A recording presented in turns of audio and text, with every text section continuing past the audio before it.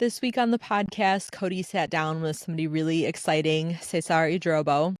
So if you're not familiar with Cesar, Cesar is a skilled pattern maker who focuses on accessory design, but particularly shoes. And while he has worked for the likes of Nike, Adidas, and of course, most famously under Kanye West and Steven Smith at Yeezy, that's not the most interesting thing about him. Cesar really approaches shoe design in such a humble and practical manner. He's obsessed with quality and really understanding every single piece of the process. He spends time on the factory floor. He really likes to make sure that the pieces, the final products that are made from his prototypes are executed just as he has envisioned. He's so hands-on that he's not only hired as an expert pattern maker, but oftentimes as a manufacturing consultant because of his fascination with the entire start-to-end process. He's a native of Colombia, but he studied accessory and footwear design at the renowned Savannah College of Art and Design. He's a student of life. He's always ready to speak with anyone, and he definitely doesn't gatekeep. Cesar is a true path paver in the midst of building a legacy. Enjoy this week's podcast. Welcome to the Path Pavers podcast. The way I wanted to, run this podcast is as much as I would want to have like an unstructured, just fun conversation with you, I know that would probably go very long. And so I have 7 outlined questions. What I did is I built, and I'll share these questions with you. I built like a library of like 18 questions. And what I wanted to do was kind of cater each question to my guest, and which I thought would really provide the best insight or to test this hypothesis. And then over time, I thought it'd be really cool is that I have like this Path Pavers or Mavericks like Bible, sort of thing that then we could I could share with people and they could see that all these individuals paved their own path, but did in their own way. And these are the different tools maybe that they acquired along the way. Cool. So the first question I got for you is, I believe the rhetoric we use and how we define something is really telling. So I'm very purposeful with my words, especially when it comes to my profession. And I believe it begins to highlight our identity. And so with that being said, what do you do? Or what is your profession? I am a footwear design consultant and a shoemaker.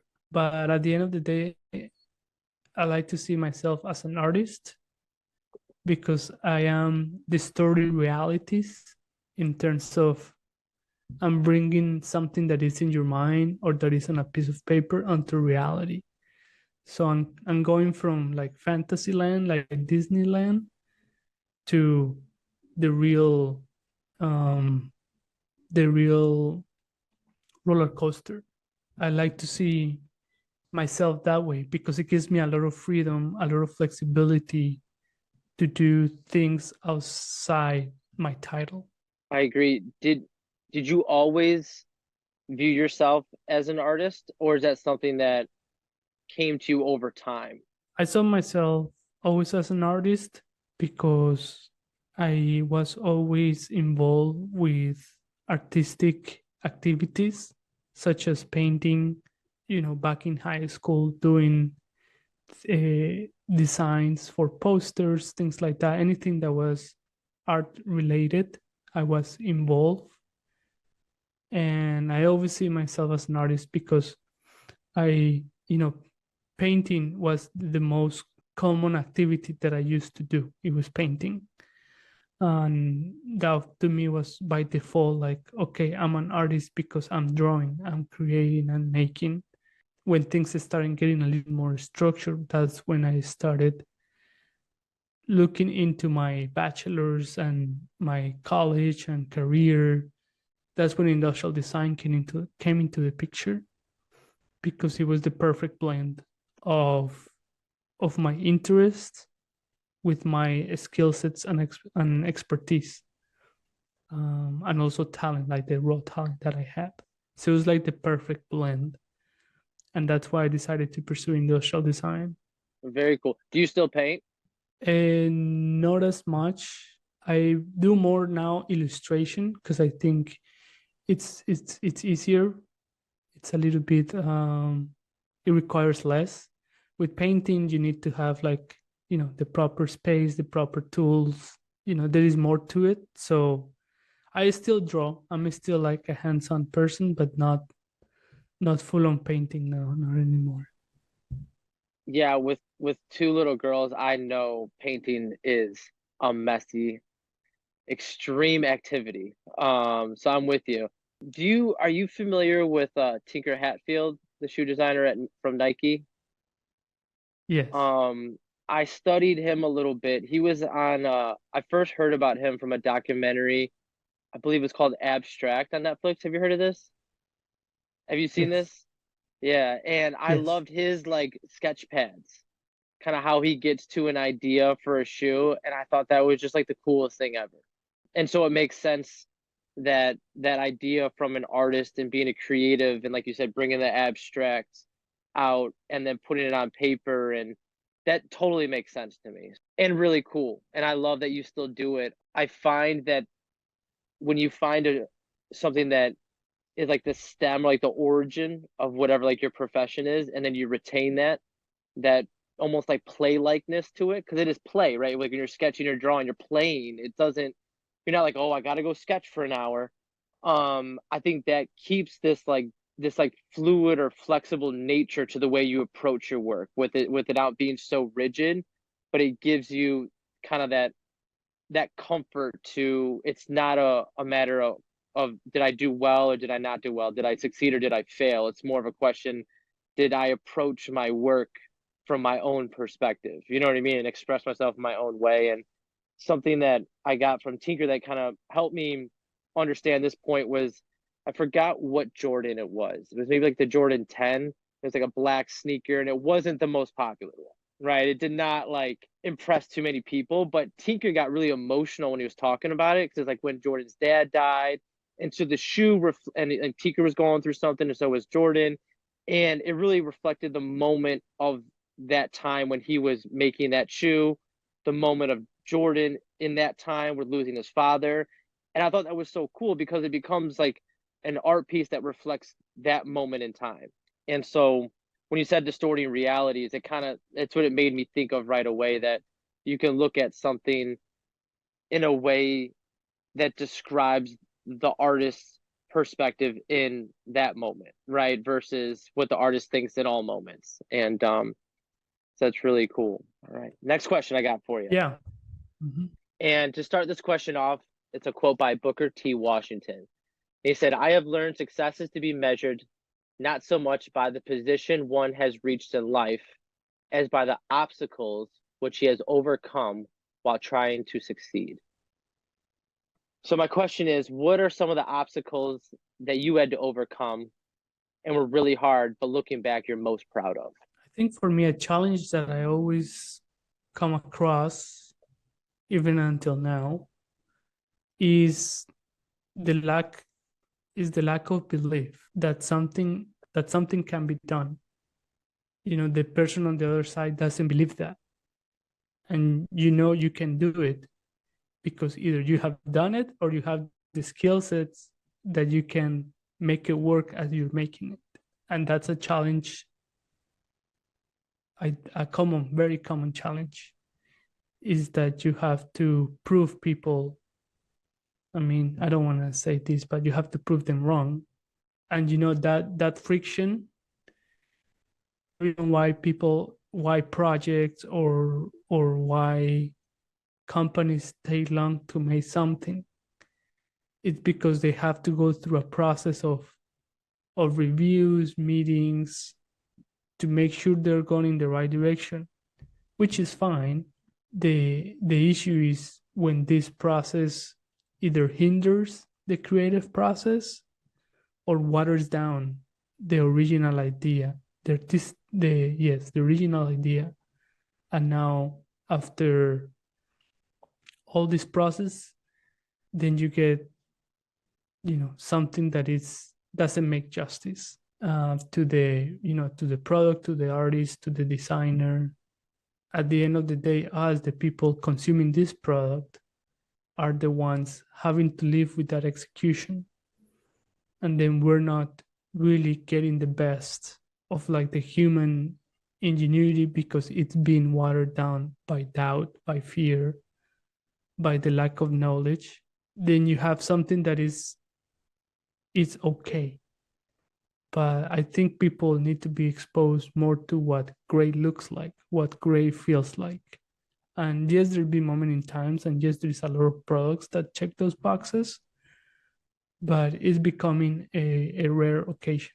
That's really interesting. So the biggest obstacle overcome is not you believing, but other people lacking belief that it can be done. And you still, to this day, after an impressive portfolio and proof of evidence, that's still the biggest obstacle you have to overcome. Yes, especially when you're creating new product. New product it's even harder to create now, because there is a big investment from the brand side, from the company side, to create new product, like truly new product. What I mean by that is to create a new sole design, you have to open molds, new molds, and the development process it's very time consuming and very expensive.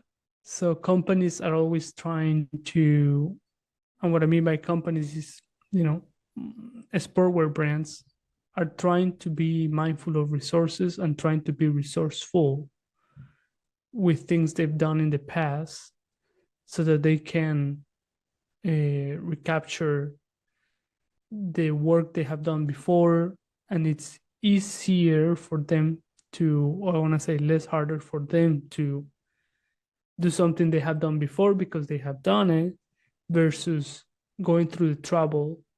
Let's explore this idea that might or might not work.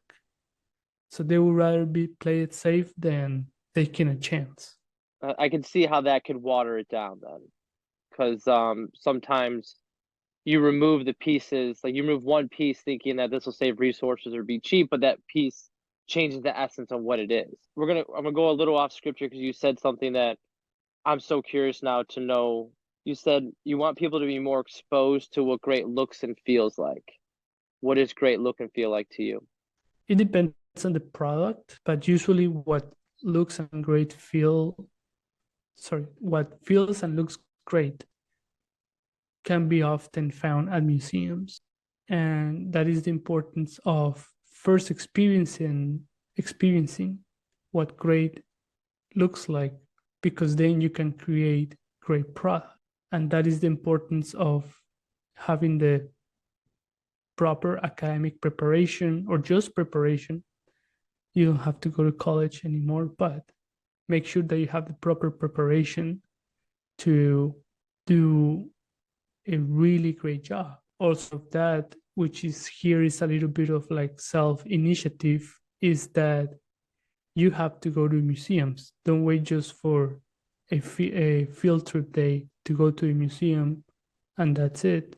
No, you have to often go to a museum so that you can start training your eye to what really great product, really good colors, good proportions feel like. Because it's also a different things when you experience art in person, not just by looking at pictures, but once you're there, looking at how big the painting is and like how good it looks in those proportions. I think it carries a heavier weight than just going on Google Pictures, Google Images, and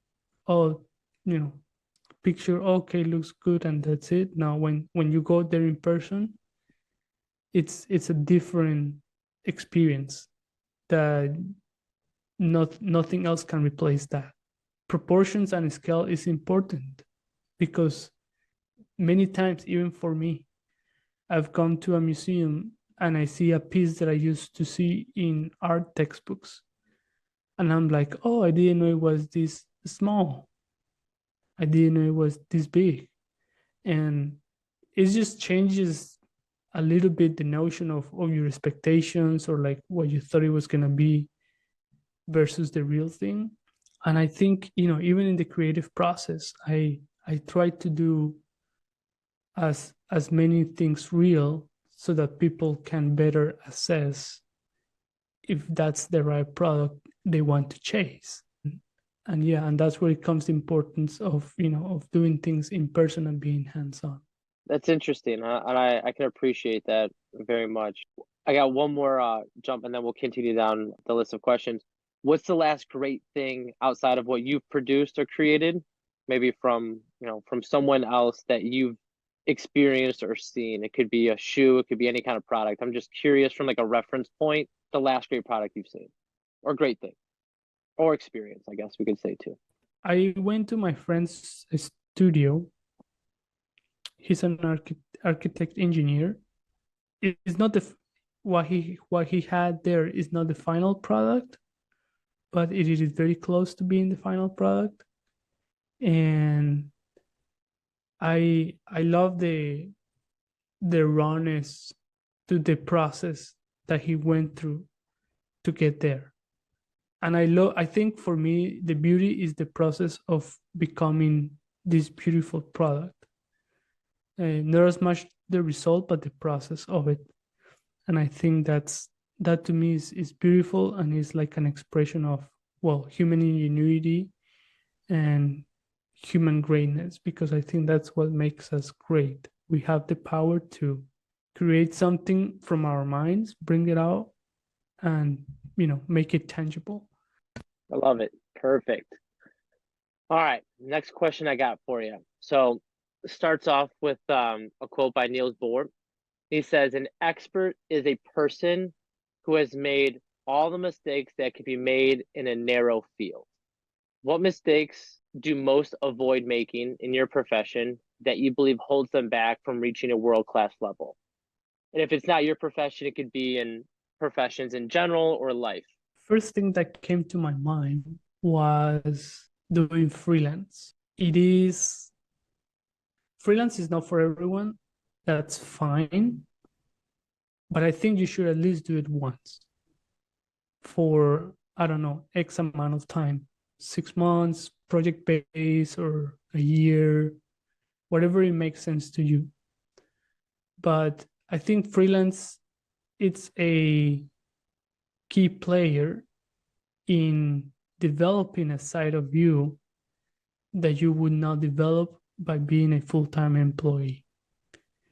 Because when you go through the applying process, interview process to become an employee at a company, it's a different conversation when you're a freelancer and you're trying to work with a company, not for a company. So you have to have a different mindset that I think that at least as creatives, or I think just in general as professionals, you should work out, because there is a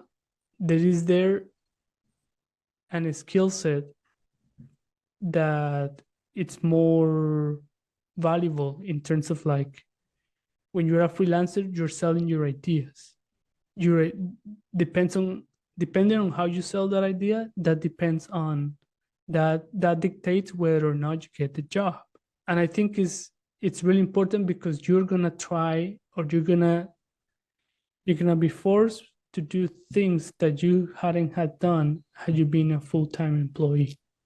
Because I think with a full-time employee, you being full-time, you are more linear and more systematic. And I think when you're a freelancer, there is like an artistry to it. Yes, in some cases, of course, you have to sell your ideas as a full-time employee. You have to try to convince people that is selling an idea. But like, if you don't sell it, or if it doesn't work out, it's fine.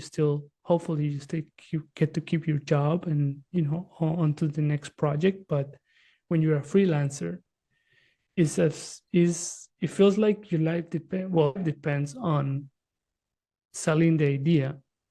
Because if you don't sell it, well, no business, no money, no resources for the rest of things. When so much depends on it, I think you try the hardest. And that's something that I wish people were more willing to try. at least for a short period of time. And I'm sure they will discover very interesting things about themselves when it comes to like, being a professional, like, or like, let's say having their own entity if you decide to go to the extent of creating a company. And I'm going through that right now. I created my company last month. Just the questions I'm asking myself is totally different as if I was, let's say, oh, let me look for the next full-time gig. It's very different when you have a company and you're thinking about, okay, what is the next project? What is the next partnership that I need to land for me to, to keep line of projects busy and to stay in business.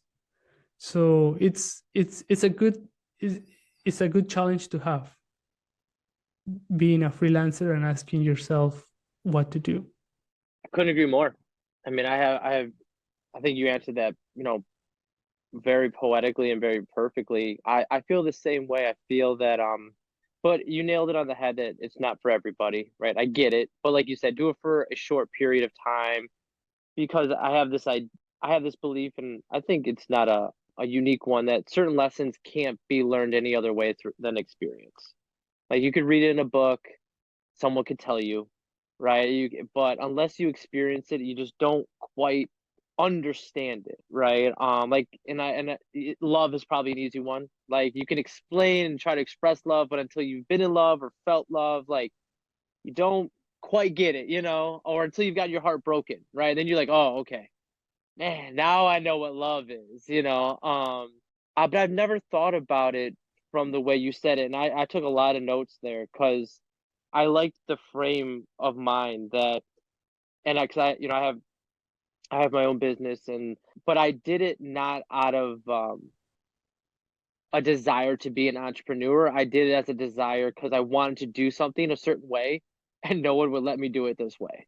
And so I was like, fine, like, got it. I will go do it my way and start my business. So it was more of less than a calling to be like an entrepreneur, and more of like, I feel that I have to see this through because it might be wrong, or it might not work, but I have to see it through. I'm going to be haunted by it forever.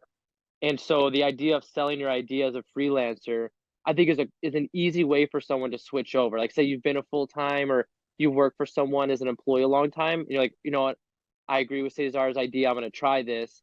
Well, it's all just switch of a mindset. It's like, instead of selling your resume, sell your idea. And that to me is that's a very easy transition, where before, even myself, when I did it, it wasn't that easy because I was overcomplicating it.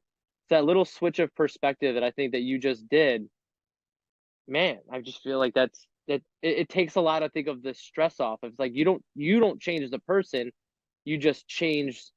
I'm not pitching my resume, my experience. I call it your professional profile, like your stack, your skills, your talents, your ability, your character, and your knowledge. Instead, you don't need to pitch that. Pitch me how you would solve this problem. Pitch me what you would do. Pitch me your idea. How do you think? And I think some people might find this position to be a lot more natural, a lot more authentic, a lot easier, versus this position is a little tough, because you want to say the things that the other person wants to hear. Where in this position, you just want to be as most authentic self as you. And then if they like your ideas, then they're going to hire you, right? Or they're going to give you that opportunity to solve that problem. Because most times when a company's hiring a freelancer, they don't quite know how to solve this problem. Sometimes they don't even understand what the problem is. So then they're bringing you in. And if you can come from this perspective, I'm going to sell my idea of how I would solve this problem, it's a different type of conversation. But to your point, we got a little more skin in the game. And so with more skin in the game, there's a little bit more you got to deliver, and you're out of your comfort zone, and you have to try things. And like you said, if you don't do it well, then you get that reputation burn that can sting a little bit more than as an employee if you miss a deadline. So that was great. Thank you for that. That helped me change my perspective and how I look at it too. Cool. The next question I got for you is a really smart guy named Gandhi said, action expresses priority. And I really liked this quote when I read it a while back. What are your priorities, and non-negotiables as an individual and as a professional? And how does that look in action or behavior? Good question, because what we say is not necessarily what we do. Yeah. And what we do is not necessarily like what we say. But my priority is having a structure flexible enough. And I'm talking when we're working on creating a new product and like we're starting the creative process. Let's have a structure flexible enough that will give us room for finding other answers or for finding new potential products that could be a part of your portfolio, or could be they could become their own entities. I wanna always leave room for mistakes or for happy accidents. And let's also have the mindset of not urgency, like I don't want to rush through things, but I also don't want to go too slow. Let's go at the proper pace, because there is a fine line with the essence of time. If you wait too long, then things cool off. If you do it too quick, then it's too early. So that's another layer to this conversation, because for me it's important and we have to be mindful of it.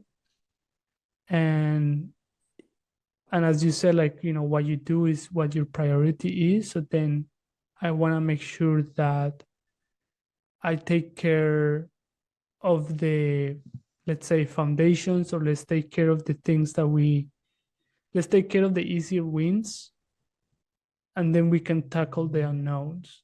But at least we've made some progress in figuring out the things that are easier to solve or easier to figure out.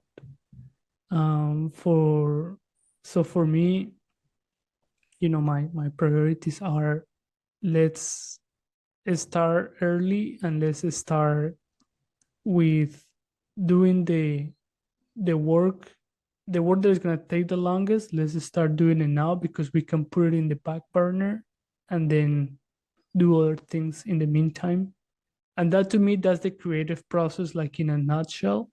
And also making sure that the right people are in the conversation from the beginning, in the creative process from the beginning. So doing my due diligence of, understanding the team dynamics, having conversations with people to make sure that the right people is involved in the process, and that could help us move the project along faster, rather than going to chase someone and updating them, and then you go back and it just becomes not the best use of time.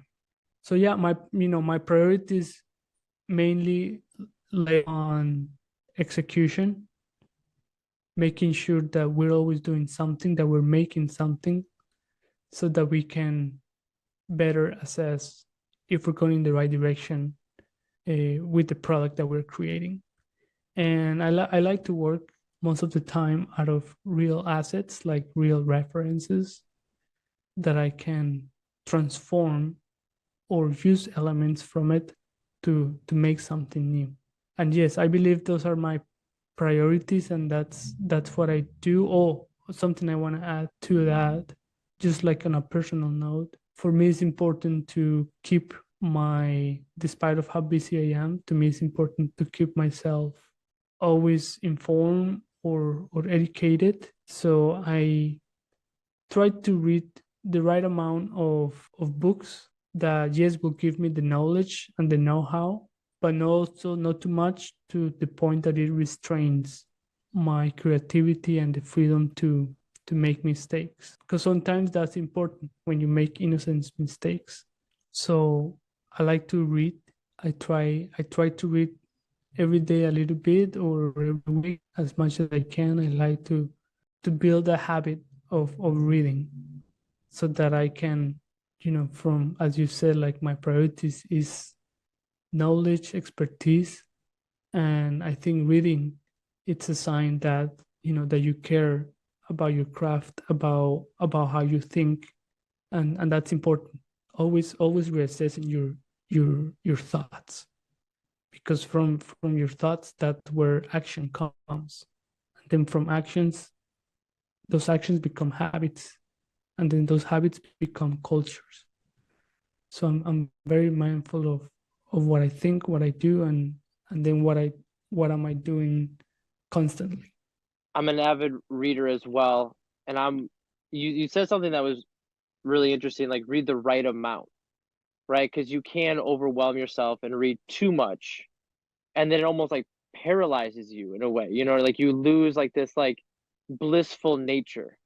And I'll explain, and I experienced this in a different way from books. I live, right next to like the woods. Like my neighbor is like 130 acres of woods. And so I have a shepherd, German shepherd. We go on walks in the woods all the time. And when I first moved here, I used to live in Chicago, like downtown in the city. I lived there for about a decade with my wife. And so like we were city people, and we loved it. And I had a great time, but we had kids, and you're no longer a city person when you have kids. At least I wasn't, plenty of people have kids in the city. And we came out here and I would just go for walks, no problem. And then after one experience, I saw a couple coyotes. I have a big shepherd, so I was like, fine. But then another experience, like, it was like you start to see more and more, and you're like, I need to be a little more prepared just in case, right? And so then I would pack like water and food and a knife, and now I have like a little 9mm that I take with me. So now I'm like fully prepared, right? Like I can go miles into the woods and I'm fine. My phone is fully charged, but I don't enter the woods as blissfully as I once did, because I'd always bring a notebook and I'd always have my best ideas in the woods, and I still do that, but it's not the same. It's like now that I have this more information, I realize I'm not the only one in the woods and that I should be prepared. And not that anything has ever happened, but I shouldn't, you know what I mean? And I think you get where I'm coming from. And so it's a fun idea that read enough, but retain like a blissful, playful nature where you don't overwhelm your ideas, where you're restricted in thinking. You know what I mean? And I experienced that. I learned that lesson, I think, a different way. But to hear you say it in a more like, in a more professional like terms, is really validating, to be honest with you, because we get told how much you need to read or how much information. But the smart, or I think like the smartest people to me are like, I would rather read the right books 100 times than read a million books or every book under the sun. And I feel like that's kind of what you're saying, like pick the right books for your profession or whatever you're trying to learn, but don't overdo it, because there's that blend of reading and experience, right? You can't just do one or you can't just do the other one. You got to blend them together. And so I totally agree with that. I never put it in the way you said it, but I felt that before. And I've always wondered, like, how does someone who continues to get to a certain place retain the blissful nature of it? You know what I mean? Kind of like what you were getting to play. And I think you nailed it. I think you nailed it with what you said. I have a book recommendation for you. I'm not sure if you've read it. It's called The Design of Everyday Things by Don Norman. Have you read it? Yes. I knew it. It's really I was like, good. there's no way it's he really hasn't good. read this. It blew my mind. No, that book was one of in college. It was one of the recommended readings. And then Emotional Design, but I think it's by the same guy. I didn't read that one. I'll check that one out. Yeah, you should, because I think they go hand to hand. Okay. But Emotional Design and The Design of Everyday Things was very, very interesting, because it helps you understand, human nature, and then human psychology, and the conversations that you have in your mind about how you interact with reality, because that's what that's at the end of the day what it is. It's like you have thoughts in your mind, you have conversations, and then you come into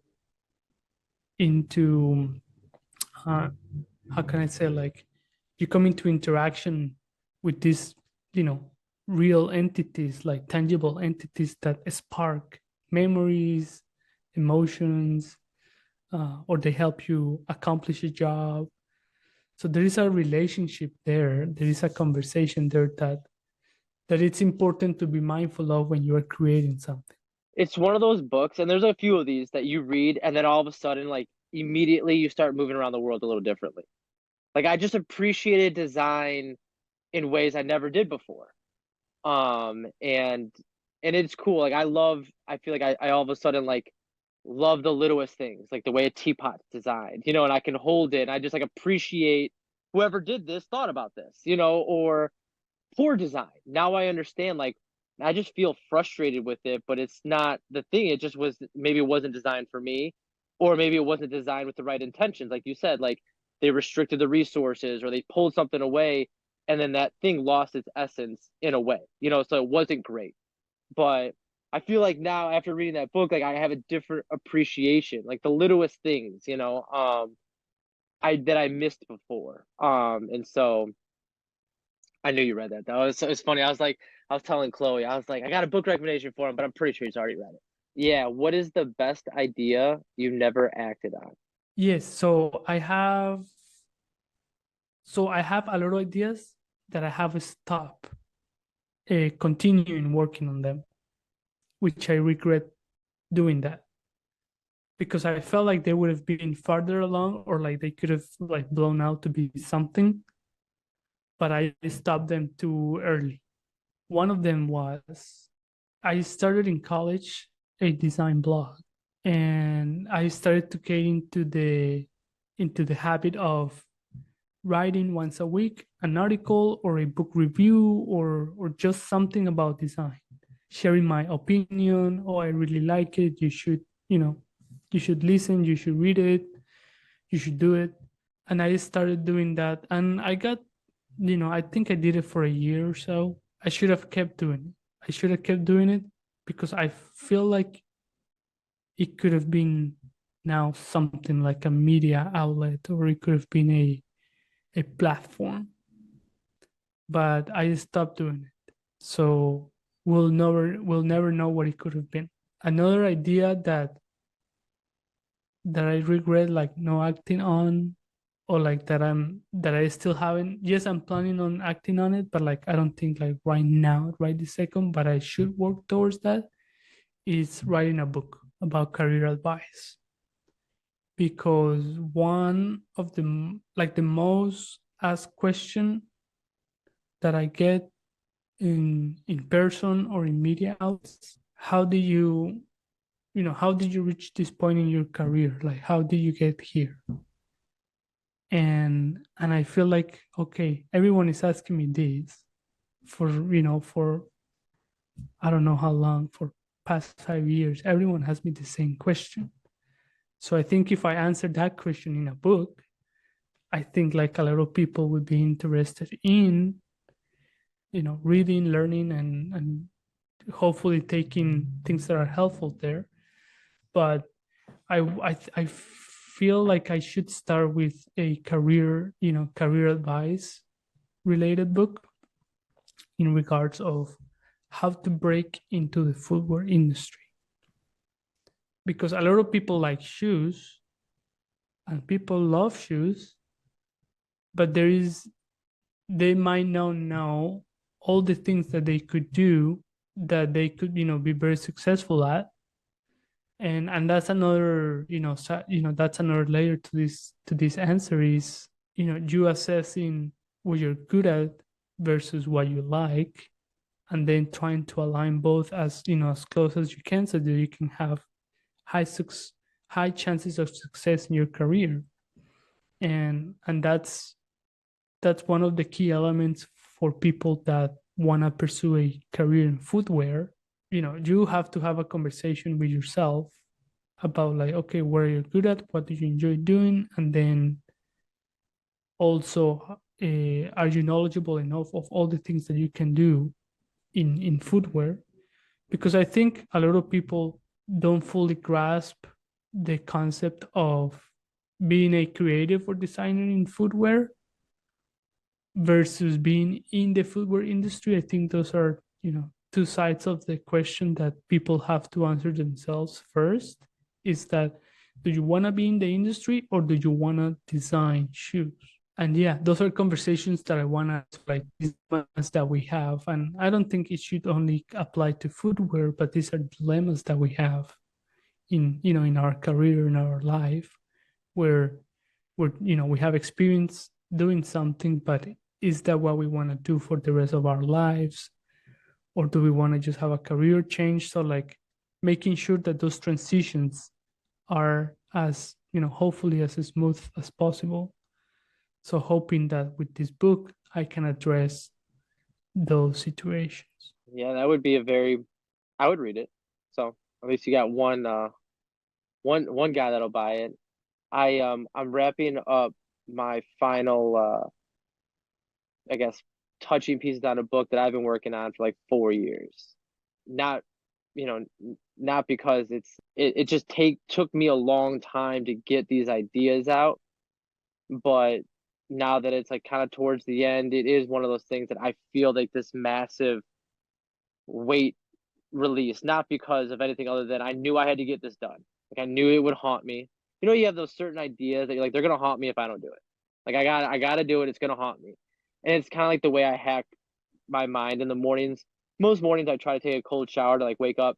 And in the mornings I'm always like, I'm going to like this in 2 minutes. Like 2 minutes. Just do it for 2 minutes and you're gonna be so happy. And I try to hack it. And that's how I felt with this book. I was like, listen, if I don't get this done or out, it's just always gonna be there, just kind of like a thorn in your side, nagging. And so I hope you do it. I think it'd be great. It's a fun experience, and it's kind of like to something you touched on before, that when you take this abstract idea and then you put it in the words, you realize that you might be sharing similar advice you've heard from somebody else or somewhere else that you were inspired, but no one's going to say it the way you say it. And then the way you say it might inspire someone else who, even though they've heard it 100 different ways, they grasp the way you said it. And that's my favorite, part of people writing, is like when they, and that's why I don't know how successful Chat GPT and AI will be from like a writing perspective. I know a lot of people are using it, but I kind of like the rawness of someone writing it themselves, and I think there'll be a place for both. You know what I mean? But I don't think Chat GPT or AI is going to erase the artist that expresses themselves, through writing. So I hope you do it though. That'd be great. Yes, I'll do it. And no, I just wanted to quickly add about ChatGPT is that yes, I've have experiences, with AI and trying to use it for my creative process and also for like writing. I think that's the most common one, is writing. Yeah.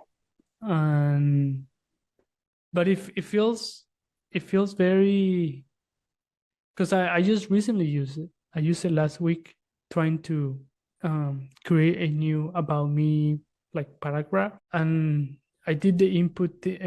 Well, my friend did the input thing, and because we both were trying to figure out what to say about ourselves, so we both did it.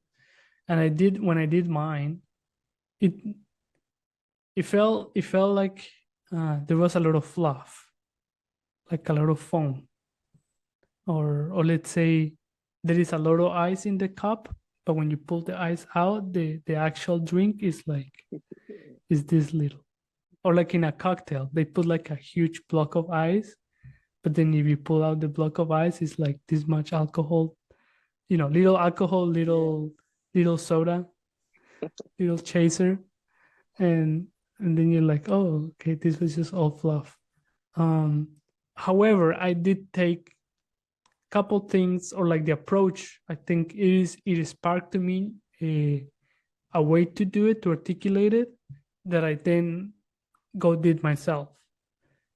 And I think that's a more like responsible way of using it, where like you use the approach, or like you take an idea that it sparks and then you're like, okay, you do it. But I would not copy paste from ChatGPT to whatever it is what I'm presenting. I agree. I'm more on your side. I don't, if someone does, like it does, like you said, I don't care, but I did think your analogy was perfect. Like that's exactly what it is. It's just a lot of ice. and you could tell, from when you read something, you're like, this is too much. So one of the last questions I got, and you've answered this a lot, but just in a more direct way, what problems are you obsessed with? Like, what problems do you love to solve? I like to solve the problems of I like to I like when we go from conversations to making the decision of like, okay, let's work together, and then defining what that plan, like what that roadmap is gonna look like for us working together. And I say this because, as you know, since I started my company recently, I am having a lot of conversations. There are not yet projects, there is no work yet, but I'm having a lot of conversations that I'm hoping they turn into, project work. And I think that's I love that. I love that journey. I love that process. But it is a challenge that I like to have, because it's just there is a lot of muscles that I'm working inside of myself. Well, to have those conversations, to start like, okay, let's just, when you start also articulating, let's define something so that we don't get stuck in this like back and forth talks, but then nothing happens. So it's like, okay, let's have conversations with a end goal in mind, and then let's turn that into, let's turn those conversations into work. And so yeah, I am having that as in, I'm going through that scenario a lot lately. What are the type of problems that excite you when a potential partner or a collaborator or client comes to you, right? Like if I say I had something I was reaching out to you about, what would be like, this is the type of problems like I love to solve, or the opportunities or the work? I guess, we could interchange that, but like, because you've done a lot of really cool stuff, obviously in your profession, but now is there something that you're seeking to do more than something else, or is it more consistent and based on the context of the situation? There is a challenge or a mission that I really like to do, and it's when this has happened to me once. This kind of project where the company came to to ask me, hey, we've had this iconic style that made us famous, and it is pretty much the identity of the brand. The product has cooled off after many years, and you know consumers are onto something else. So how can we recapture that energy that we once had with a new product offering, with a new style that relates to the brand but that it feels new? And that to me is one of those, that's where I thrive, because I'm very sensitive about shapes, colors, proportions that can, that I can borrow from the past, but that I can, in a tactful way, transform into something that feels new but familiar. And that, finding that balance of old and new, or let's say um, iconic and new, it's challenging, because a lot of people have different perceptions of what that looks like, or like what it should look like. And I always lean towards more newness than what it was done before, because if you're doing something that is too close to what you already did, so then what is the point of creating? Just do what you did before, and I don't need to be here. But when we can push enough towards something new, I think there is a lot of value there, and there is a lot of uncharted territory for the brand and also for consumers, because consumers could rekindle that relationship, or their interaction with that brand that they had before, oh, this is really cool what they're doing now. It really feels like what they did before, but it's new and it's a new approach, it's a new manufacturing process, which is something that, was part of this new product offering. Is I was suggesting the brand to consider a new manufacturing process so that you can achieve a new aesthetic. And what I propose, the new things that I propose have always a realistic touch, because I propose new styles that are made from established manufacturing processes. So we're not just talking about imaginary things, but we're talking about things that could become real. And that's been my advantage in this field, in this industry, is that I have a deep understanding of manufacturing processes, that when I create something quote unquote new, there is a way to do it. There is a way to make it happen, and we can work towards that. So yeah, my proposal to the brand was, this new style, but with a new established manufacturing process that could help them reach a younger audience, newer audience, that they could, it could help rekindle the energy and the hype that they once had, and to recapture that again. Also retain their values, retain the product that I was creating had to retain the values that they had, which I think I did a pretty good attempt at achieving that. And yeah, that's the my ideal scenario / challenge that I like to have. I would love to be. That sounds like the funnest challenge. So thank you for sharing that. I'd love to be a fly on the wall for like those brainstorm or like mood board meetings, because that would be so fun, right? I'm assuming if you get the right group of people together and you're like, hey, there's no bad idea, right? I mean, there are ideas we're not going to use, but and you guys just go at it, because that's similar to what I'll do whenever I'm looking at a talent gap or something in the profession. If we're building a team or whatever the case may be, I always create a few different, I call them professional profiles, and I'll have one that's like your standard profile, like what we've always hired, what we've always done. Okay, like this is our starting point. And then I'm like, what's the exact opposite of that, but would still work? And I got this. I think his name was like Roy Sutherland. He says the opposite of a good idea can be a good idea. And I was like, you're right. Like it can be, like that's true. Like not the opposite of a good idea isn't always a bad idea. And so taking that approach and just really playing with it, you start to give people or look at talent or individuals that might be in a different domain or profession.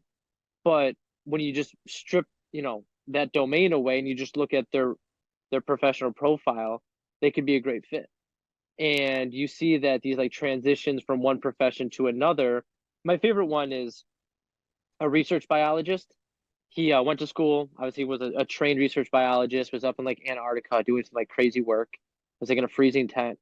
He's like, I don't like this. Like, I do not want to do this. This is not what I signed up for. But he put all, all this time and effort. And obviously we have like the sunk cost fallacy and a lot of stuff that was weighing on him. But he had a great skill set. He ran cross country or track in college. He was also an athlete.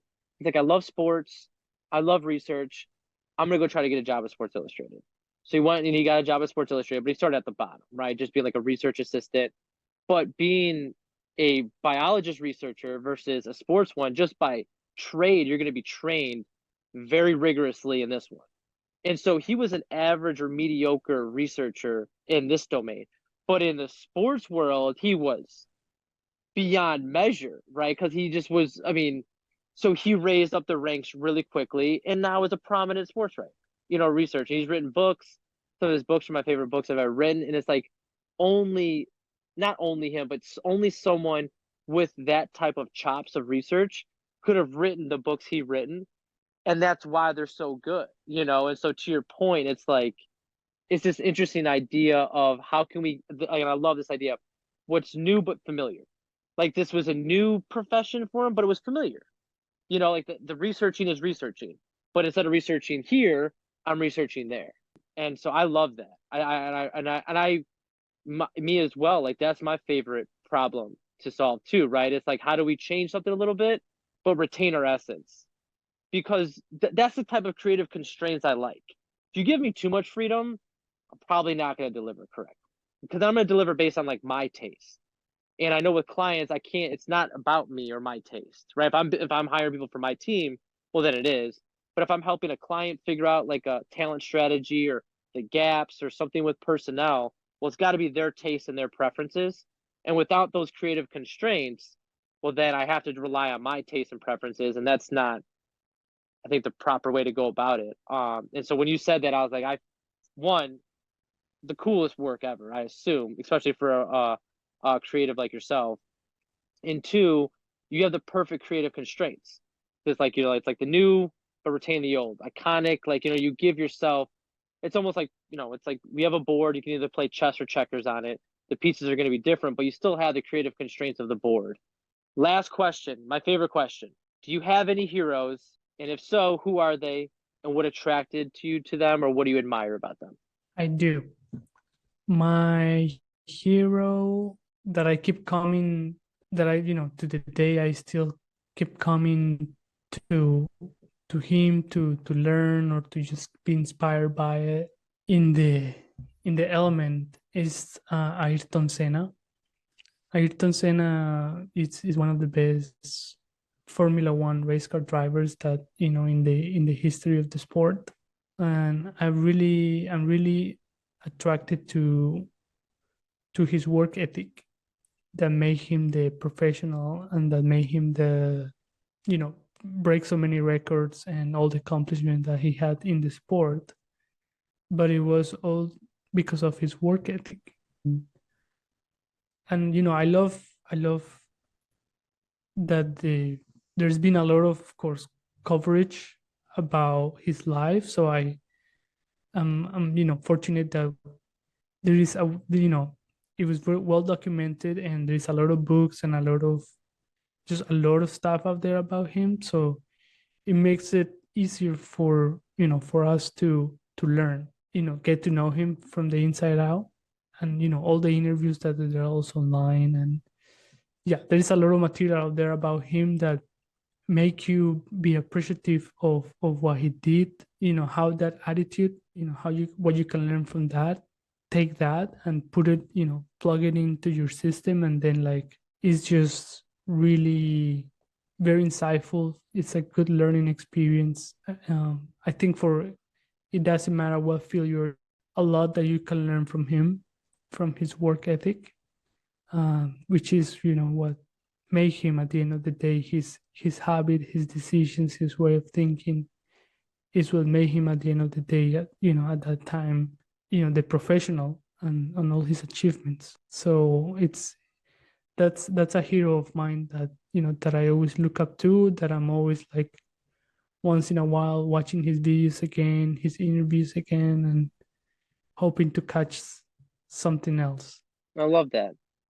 Well, I'll let you have any closing thoughts that you want to have or share. As these I call these there's a collection of conversations with individuals that I believe approach their profession in an authentic way. And part of my hope is that more people would engage in a profession that they feel called to or they feel connected to, and it's not unnecessary evil, right? Like this transition of time where it's like I just got to get this over so that I can really do the things I want to do.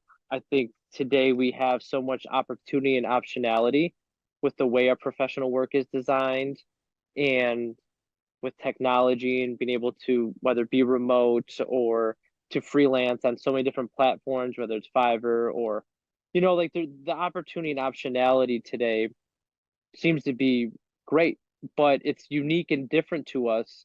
So I don't think it's quite obvious on how to, I don't want to say take advantage of it, but really capitalize on it. It's different, right? And so that's why I think the book that you talk about would be great, because you're right. I mean, a lot of people love shoes. I love shoes, right? I mean, but very few people think about having a profession in shoes. Like, well, why?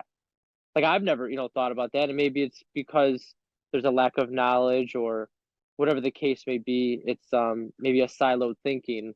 any closing thoughts you want to share or have? No, thank you for the opportunity to be here to share my thoughts, my point of views. You've had really great questions, and I love the ones with the quotes. I think those are great, ways to spark conversations. Having had someone like you, so it's very refreshing, very new to answer these kind of questions. And now for a closing thought, I just wanna, have more of these conversations, or like make this type of information and knowledge available in different medium. I'm glad that you're doing what you're doing, and I'm hoping that, let's say at the end of a season or something, you could have the transcripts of the interviews or something like that to, like, to document these thought processes, that then you can go back, make them available, and if like people can go back to it, or it just becomes like a different way of accessing these thoughts. It's important to document and to give us a way to go back to what we once said or what we were thinking during that time. And that's what I like about interviews and moments like this, because it's very spontaneous, and what you're thinking at that moment, it's important. If it wasn't important, then you wouldn't be thinking about it. And that's what an interview captures. It's truly the importance or the relevancy of what you're saying. Long story short, yes, this is a great way, for you guys to document, especially for your purpose of like trying to study to prove your hypothesis of, what it takes, what are the tools or traits or features that you need for this journey. And I think you could, this could turn into a toolkit. And I would love, for this to turn into something that people can take away no matter where you are. This becomes like a timeless resource of knowledge, just like the book how to make friends and influence people. I think that book is and will be essential, for the way you do, life, or how you handle relationships, which that's what life is, relationships. And I think there is a potential for this to become one of those pillars, timeless pillars of knowledge. Thank you so much for saying that. It's funny you said that's exactly my vision for this. Is it to be that? So I mean, you nailed it, right? And it's because, to your point, like even if I go all the way back and I'm studying, a Da Vinci or whoever, like I'm seeing similar patterns or traits or features, like to your point, but I'm reading from the perspective of, Walter Isaacson, who wrote them. So I don't know how much of it's from his perspective or them, but when I get to talk directly to the source, someone like you, then I get to really test my hypothesis, really. And so I think this is the only way for me to produce that. Like I can't do it this other kind of once removed position, because like we talked about, the words and the rhetoric used matters, is important. And then I thought what you said was perfect. Like, well, when I answer a question, what we talk about is what's really important. Or if I have all this time to edit something or change it or make it sound a certain way or have my own perspective, it's not the same. And so I'm so happy that you feel that would be valuable, because that's obviously inspiring and motivating to keep doing it. Because I view it as this. I want it to be something where you wake up in the morning, you have a cup of coffee, and then you have this, and you can read a few pages, and it'll help you get inspired. Cesar, thank you so much for your time. If you guys want to see any of Cesar's stuff, he's got a new podcast out called Mood Board, and you can also follow him on Instagram at Cesar Idrobo, and I'll include that in the link, so it's easy to access. And that's a wrap. So, Cesar, thank you so much. No, thank you, guys. Thank you for the opportunity, for the time. And yes, as you said, I look forward to continuing these conversations.